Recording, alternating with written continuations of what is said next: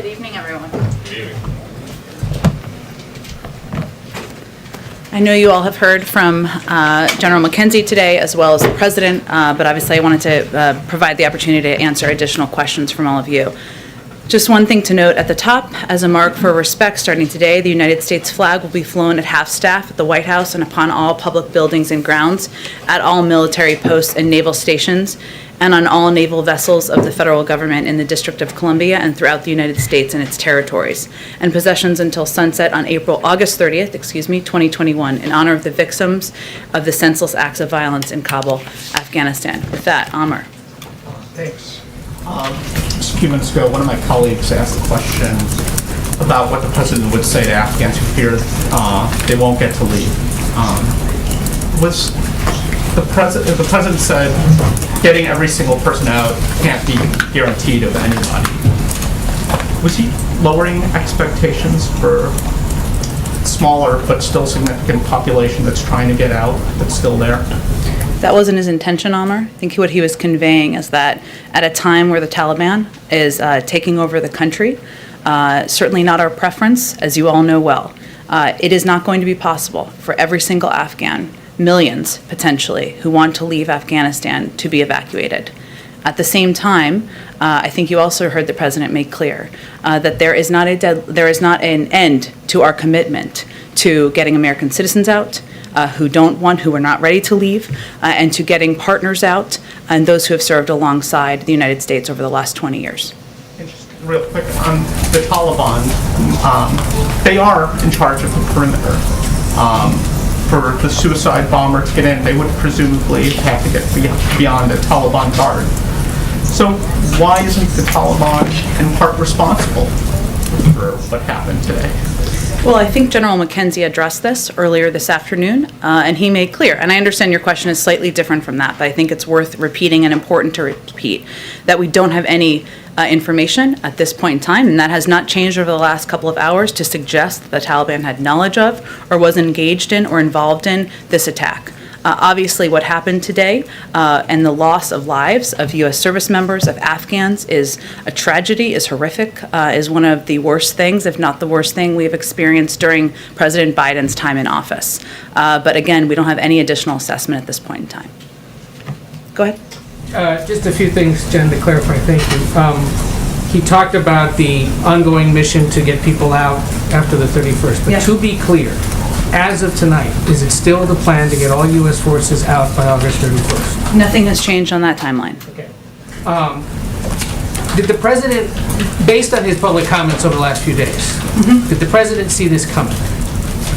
Well, I think what you have seen the president say, and many members of our military and our national security team say, is that we have been closely watching and assessing the threat of ISIS-K, and that we have had increasing concern about that threat growing over the last couple of days.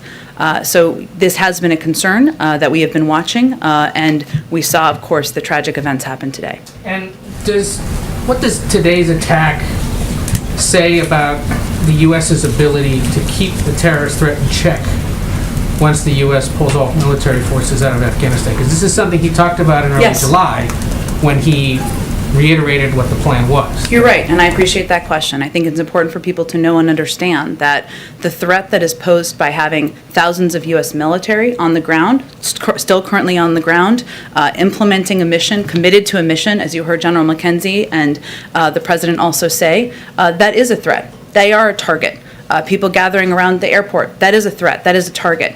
But ISIS's ability to target individuals who are on the ground in Afghanistan is very different from ISIS's ability to attack the United States and attack the homeland. And we will maintain and continue over the horizon capacity with presence and partnership with countries in the region to ensure that they don't develop that ability. Do you know yet if he would go to Dover to greet the caskets of those that were killed? I'm certain the President will do everything he can to honor the sacrifice and the service of the lives who were lost today. I will note you didn't ask this question, but some others have asked it, and he didn't have the opportunity to ask it. So let me provide or answer it to provide you an update on. I know some have asked about whether he's called the family members, and for those of you who have covered this, you know the process. But for those of you who have not, or people who are watching at home, the process would first go through the Pentagon. There is a next of kin notification process. I know General McKenzie spoke to this earlier today. That is the process that is still underway at this point in time. Until that process concludes, the president would not make a call because that's the first step in the process. And then in terms of additional steps such as Dover, of course, he would consider and want to be a part of any means of honoring the lives that were lost today. Go ahead. Thank you, Jen. General McKenzie described this, one of the explosions at the Abbey Gate happening at a point after someone had been searched by the Taliban. How is the United States still going to work with the Taliban the way that the president is describing, or just did in his remarks, to get American citizens and Afghan allies out if that is what we're working with? Look, I'm not trying to sugarcoat what we think of the Taliban. The Taliban they're not a group we trust. They are not our friends. We have never said that. It is also the reality that the Taliban controls large swaths of Afghanistan. And to date, because of coordination with the Taliban, we've been able to evacuate more than 104,000 people, save 104,000 lives. And that coordination is necessary in order to continue our evacuation measures. Now, I understand your question, Peter, and the questions of others on what they knew or what their role was. There's no assessment we have at this point in time of their involvement in this. Obviously, that's at this time. If that changes, we will let you all know. And does the president really think that they are going to be reliable partners if we're already getting reports that they're not letting Afghans to the airport and the U.S. is still at the airport? Well, I think you mean after the 31st or moving over the next 31st. couple of days? Well, we've heard that it's already happening. So does he think that's going to get Well, better? I'd note also that, as the president just said, more than 7,000 people have been evacuated over the course of the last 12 hours. That is while there was an active attacks that were happening. Those are individuals who were let through gates, who were let onto planes, and got us well over 100,000 people who have been evacuated. Again, this is not about trust. This is not about relying on the Taliban as an equal partner. No one is suggesting that. But because they control large swaths of the country, including a lot of the security perimeters around the airport, we have to coordinate with them in order to get people out. We'll continue to do that. Go ahead. But so one more thing I would say is that we have an enormous amount of leverage. This is our view over time. That includes economic leverage. It includes leverage that we will make clear to the Taliban as it relates to coordination to continue to get American citizens and our partners out. Go ahead. Jen, there have been reports of explosions happening throughout the afternoon in Kabul, or evening now, obviously, and some reporting to indicate that this is the beginning of a process of the U.S. military beginning to destroy equipment on the ground. Can you confirm that that's what's taking place? I would refer you to the U.S. military on specific steps of their retrograde process, which, as we know, would have to take place in advance of a departure. And then in terms of what we've heard from the Pentagon and then the president just articulated, which is his confidence that they have enough troops on the ground at this point to continue to facilitate the mission. I guess the question is, how can that be the case given what we saw today, the tragic loss of life? Doesn't that call for additional troop levels potentially needed, reinforcements needed on the ground? And additionally, what is the concern for the ongoing threat that ISIS-K continues to pose to these efforts? There is an ongoing threat. And every day that our troops are on the ground, they are at risk. And that's a reality. And as you saw the Pentagon brief out earlier today, these were attacks that we had obviously had intelligence in terms of over the last several days of our rising concerns. But I will tell you that, as it relates to your first question, Mike, I've been sitting in these meetings as well, and every single meeting the president asked the Pentagon, nearly every meeting before they conclude, is there anything else you need to conclude your mission? Do you need equipment? Do you need troops? Do you need resources? He's asked them that again today as it relates to completing their mission over the next coming days and going after the individuals, the terrorists who killed service members today as well. Go ahead. Thank you, Jen. You just noted you were in some of these meetings today. Was there ever a point where the president was reconsidering this deadline of having all U.S. forces out by August 31st? No, and here's why. The president relies on the advice of his military commanders, and they continue to believe that it is essential to get out by the 31st. That is their advice. And there are several reasons for that. One is the ongoing threats.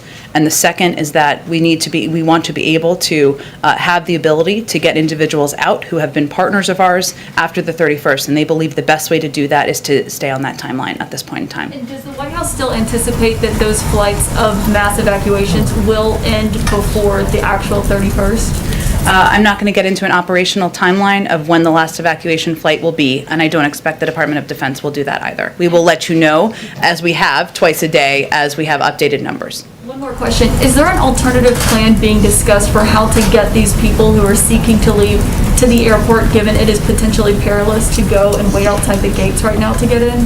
There are a range of operations and operational approaches that our commanders and military on the ground have been utilizing over the course of several days, if not more. I'm not going to outline those from here, but that is why they're in touch with American citizens, why they're in touch with partners we're working to evacuate, to get them safely to the airport and evacuated at the appropriate time.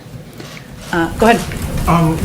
Is it your opinion that the president has the authority he needs from Congress or wherever else to continue operations beyond August 31st? He kind of talked about pursuing ISIS-K wherever, whenever he needs to.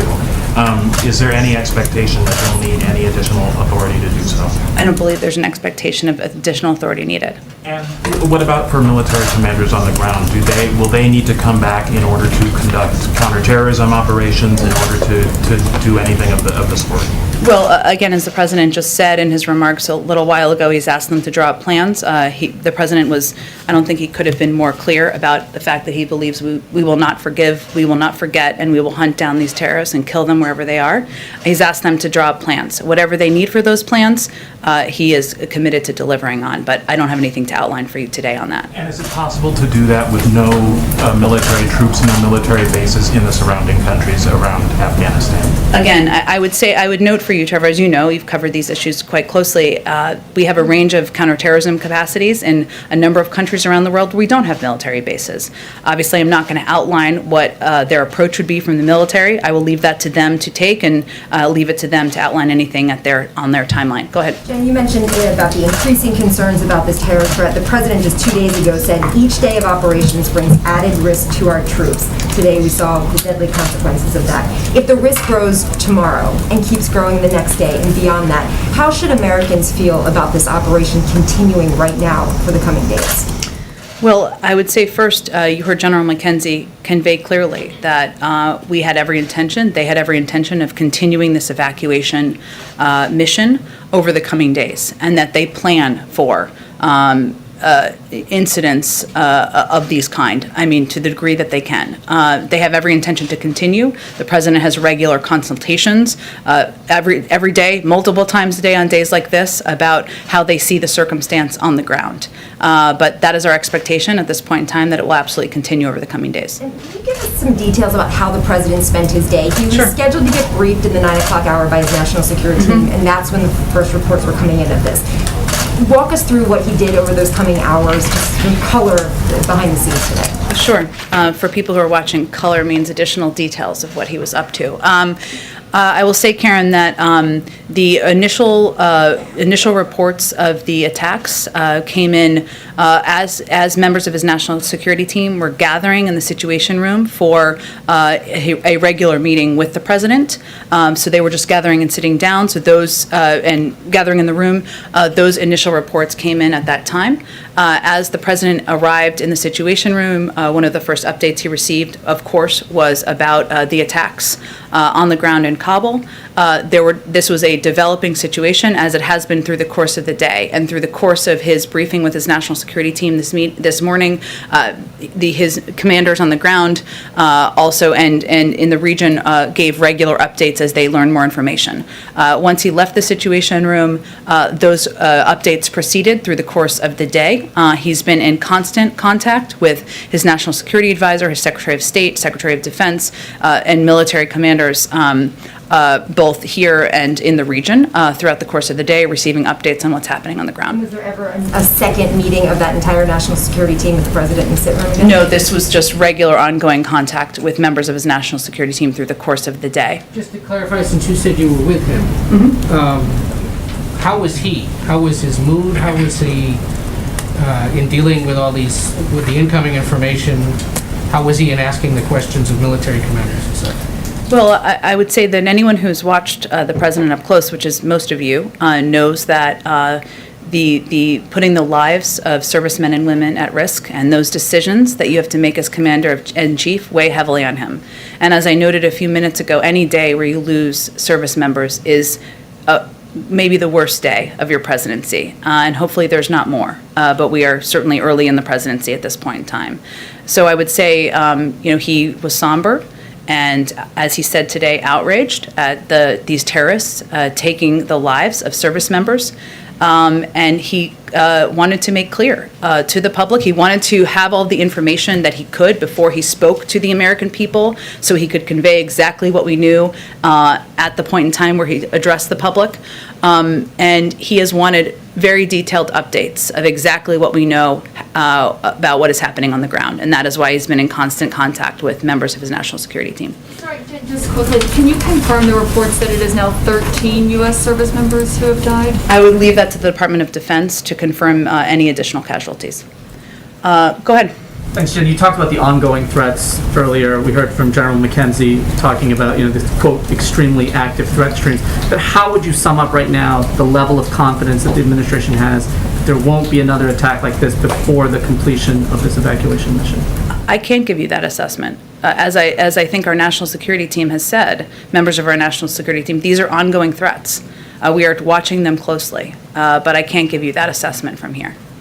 Go ahead. Can you speak a little bit to what the impact on flights has been? You've been touting U.S. and coalition flights, but this attack has slowed some of those flights from coalition partners. Other countries are now out. Does this restrict bandwidth that you thought you would have for the next 5 days to get people out? Are fewer Americans and Afghan allies, SIVs, et cetera, going to get out because of this attack? It's a good question, Josh, and one of the reasons we put out the numbers twice a day is because we want you all to have an understanding of how many people were able to get out. I would note that more than 7,000 people were evacuated over the last 12 hours. Those include members from coalition partners, and we're working now, and this is one of the pieces the president's been focused on, is getting as many people out and onto these planes as possible, even as we're working to address these security threats on the ground. But I don't want to give you a prediction because our U.S. military is incredible, and they are working even while they are facing these security threats to continue the evacuation mission. What do you believe to be the case at the airport now, I suppose, not particularly at this hour, given the time will be there? Can Americans go? Should Americans go? Are Afghan SIVs getting through Taliban checkpoints and to the airport? Are you still discouraging them from doing that? What is the situation on the ground in that perimeter? Again, Josh, I would say that we are giving very specific direction to individuals, American citizens and others, on when they should come to the airport, where they should meet, how they should come to the airport. We're obviously not going to outline or detail those from here or in any public manner, but that is certainly the direction we would be giving to people, to pay attention to the security alerts and to pay attention to notifications and contacts they're receiving from us or coalition partners. I'm sorry, just to clarify, there were warnings that led up to this attack. Other countries have been warning, the administration has been warning this is a dangerous situation, etc. Can you speak to whether there was specific indications that this was being planned, and if so, do you have specific indications that other ones are being planned now? I'm not going to get into specific intelligence, but I will tell you and confirm for you that the threat is ongoing, and we are continuing to watch and assess the threat. Go ahead. Thanks, Jen. President Biden has spoken a lot about the need to end the forever wars. How do you end the forever wars in Afghanistan if you are still, or if the United States is still continuing to attack ISIS-K? Well, first I would say this is a specific case today where 12 individual service members and 15 who were wounded today. And certainly I would expect any president of the United States would be clear that he will avenge those deaths and the acts of terrorists. And I don't think that came as a surprise to anyone. But the president stands by, as he outlined to all of you just in the last hour, his commitment to bringing an end to this war, as he has implemented over the course of the last month. And what we're talking about here is avenging these deaths from terrorists. We're not talking about sending tens of thousands of troops back for an endless war that we've been fighting for 20 years. If I may ask a bit of a related question to Josh, when the Obama administration was bringing in Syrian refugees, there was a lot of pushback from various states and locales about refugees coming into their communities. How do you see that situation this time around? Is this going to be different, or do you anticipate those same kind of pushback and hard feelings? We will see. But I will tell you that what we have been working to do is to work closely with governors, with localities, with local leaders, to give them detailed briefings on what our vetting process looks like, what the background check process looks like before any individual comes into the United States. And that is a background check process that's thorough before they are allowed to come in and step on U.S. soil. We also know that there are some people in this country, even some in Congress, who may not want to have people from another country come as refugees to the United States. That's a reality. We can't stop or prevent that on our own, but we are going to continue to communicate our intensive vetting process, and we've been working hard to do that behind the scenes, and we're going to continue to convey clearly that this is also part of who we are, part of the fabric of the United States, and not back away from that. Go ahead. Thanks, Jen. There is an American that's been detained by the Taliban since last year. His name's Mark Freerichs, and I'm wondering if the administration has been in negotiations to release him as part of these broader negotiations with the Taliban. We certainly raise his case in every opportunity, and it has certainly been raised, but I don't have any update on that case. And then you've said that there's a threat for these remaining days that U.S. troops are in Kabul. Are there any additional precautions that are being taken to protect these troops? Obviously, you're not going to send in additional troops, but are there any sort of other precautions that are being taken? I don't think I'm going to get into operational details of what is happening on the ground. Certainly, there are steps taken to protect our troops on the ground by the commanders who are leading the efforts on the ground. Go ahead in the middle. Oh, go ahead. Thank you, Jen. Just last week, the president said the following. We made clear to the Taliban that any attack on our forces or disruption of operations at the airport will be met with swift and forceful response. Was this an attack? Were our forces targeted? Was this at the airport? Were our operations disrupted?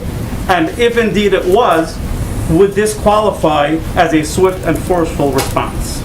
I think the president just addressed exactly that when he said, "We will not forgive, we will not forget, and we will hunt you down." When he spoke just an hour ago. Bombers, people who live so that they can kill themselves. He was referring to the attack of terrorists from ISIS-K who launched this attack and killed U.S. service members. I don't think he. Should be going after them regardless of whether they attack service members. I don't think he could have been more clear. Go ahead. Yes, Jen.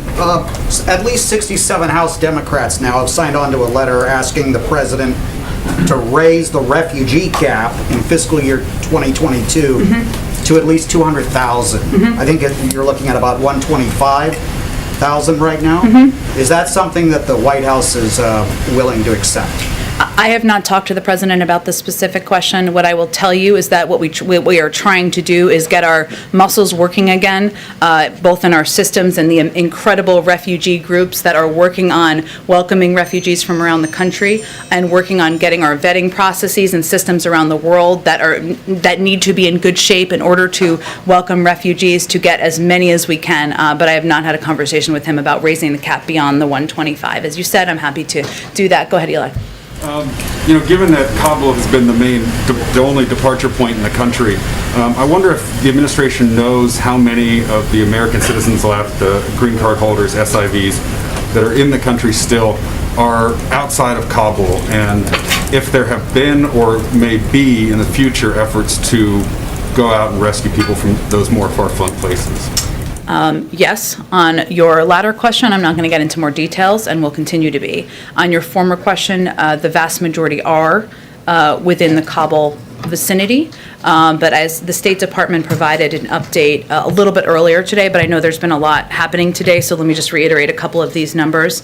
Of the 1,500 that they briefed on yesterday, roughly 500 have been evacuated, and so we're talking about roughly an additional 1,000 that we believe remain in Afghanistan, and the vast majority, over 2/3, informed us they were taking steps to leave, and we are in touch with.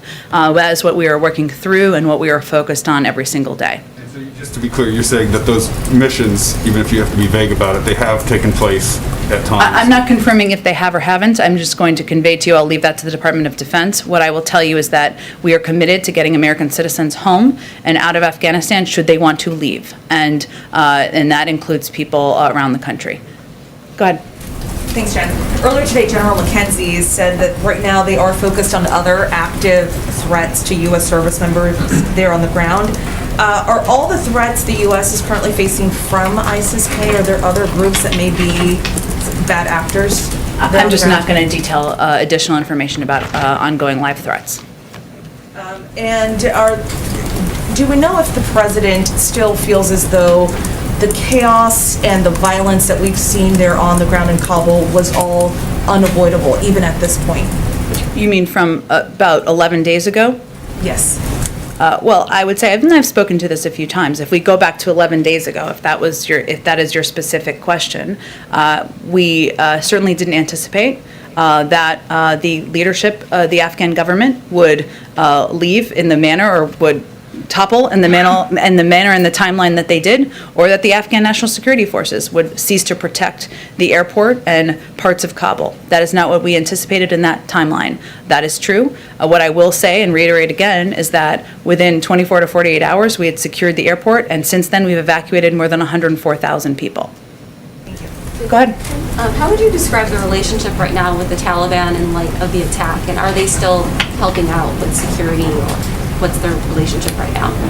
Again, this is not a friendship or a relationship where there is trust. It's based on trust, but we are continuing to coordinate to move American citizens, to move Afghan partners and our allies out. And the fact that we have evacuated 7,000 people in the last 12 or 13 hours now is evidence of that.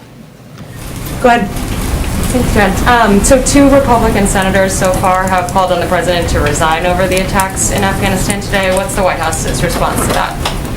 I would say first, this is a day where U.S. service members, 12 of them, lost their lives at the hands of terrorists. It's not a day for politics, and we would expect that any American, whether they're elected or not, would stand with us in our commitment to going after and fighting and killing those terrorists wherever they live, and to honoring the memory of service members, and that's what this day is for. Go ahead. Hi, thank you. Yesterday, when I was leaving the White House, I spoke to a group of men at the White House gate who said that they were service members here in America in our armed forces, various branches. They had their photos on posters, and they are seeking help for their families. We've prioritized which groups we are helping, namely those who have helped us in the mission, but they are not, they're currently in military, but they are not people who fit the distance, how that they are getting assistance. Can you speak to this prioritization and who really is eligible to get assistance going forward, considering what happened today? I know you've already spoken to it, but can you drill down a little bit to make sure people know who we are allowing into the country at this point? I'm not sure that I totally understand your question, but let me do my best. American citizens, which I assume these U.S. service members are. They serve here in our country, but they're from Afghanistan, and they have family members there. So they said they went to the State Department, and the State Department was helping them get their family members in, and they wanted to get attention so that other people in their situation could get their family members in.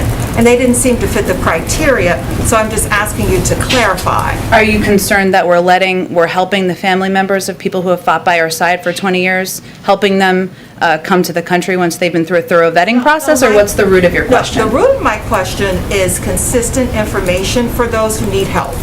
So I've been doing some reporting around people getting correct information about the process. So I want to be able to say in my reporting, if you meet these qualifications, you are the folks who can come into the country. And I think a lot of people want to know that information. Does that make sense? I think we've been very clear, Mona, that U.S. citizens, their family members, some of those are dual nationals. Many of them who are left are dual nationals. Some of them may have lived their whole lives in Afghanistan. Immediate family members, that means spouses and children. It also means SIV applicants and others who might be eligible for a range of the programs we have, and vulnerable populations.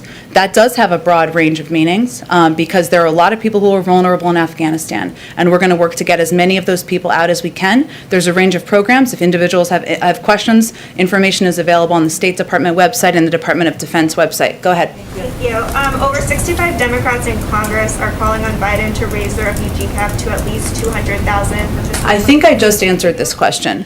Oh, I'll leave another one. Sorry. Okay. And then the president had cited intelligence data earlier in the speech that ISIS-K had been planning attacks on U.S. personnel for quite some time, and that was in part why he was trying to get everyone evacuated by August 31st. But if that was the case, then why did the administration make the decision in late July to not do more rapid early evacuations on military aircraft?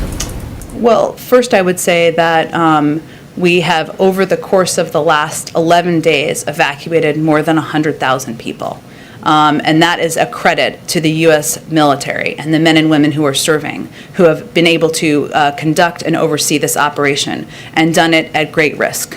And that was an operation that began, again, just 2 weeks ago. Before that time, we'd also evacuated a number of people. I can't speak to what the difference of the ISIS threat would have been, but obviously that has been increasing over time, which we have spoken quite publicly about. Go ahead. Thank you very much. Despite the lack of true trust that you and the President and everyone is highlighting in this relationship with the Taliban, which is understandable, having said that, there's been a remarkable level of cooperation. I mean, something no one would ever possibly have imagined, even a month ago. And as the President was saying, it's actually ongoing now, despite the incident. They're, kind of helping try and deal with this. Given that, after the 31st, is it actually conceivable that there could be some kind of longer-term relationship on the mutual interests that the President talks about? Security, humanitarian aid, and whether you call it recognition or not, you're basically working alongside the Taliban authorities in Afghanistan long-term. Well, I would say first that we will continue to work to get people out of Afghanistan even after the 31st, and we will need to coordinate with the Taliban in order to do that. I'm not going to label that a partnership or anything other than continued coordination. And we, again, believe we have a great deal of leverage in order to implement that commitment. On other issues, beyond the evacuations, let's say that gets done, hopefully it is done. But there's going to be all sorts of other things. There's going to be the security, the terrorism, from their point of view, the humanitarian aid. Could you see this kind of mutual interests agenda continuing with them? I don't want to get ahead of where we are. Obviously, we are committed to continuing to deliver humanitarian assistance to the people of Afghanistan. There are a range of international partners who are committed to doing the same thing. The United Nations also will continue to have a presence on the ground, which will be a mechanism for delivering a great deal of that assistance. And I would just reiterate again, we would need to have a continued coordination in order to continue to get people out and evacuate them, as we are going to plan to do after the 31st. Go ahead. Well, go ahead, Shelby. Thanks. I just have two for you. This morning, Kirby tweeted that the evacuation operations in Kabul won't be wrapping up in 36 hours and that they'll be evacuating as many people as they can until the end of the mission. What does the administration define the end of the mission as? Is it the 31st, or is it once we evacuate everyone that the administration has promised to get out? The end of this mission, yes, the 31st. But our commitment to getting American citizens out who may not be ready to depart continues. There is no deadline there's no end of that timeline, I should say, to getting our Afghan partners out. And I think he put out that tweet, John Kirby, as the Pentagon spokesperson, put out that tweet because there was a great deal of reporting that was inaccurate, that we were ending evacuation flights tomorrow, and that is not accurate. And then just one more. The president promised earlier that they'll continue to get any American who wishes to get out of Afghanistan out even after the 31st. How is the administration going to ensure the safe evacuation for U.S. citizens without troop presence when, even with troop presence, we just saw this attack happen?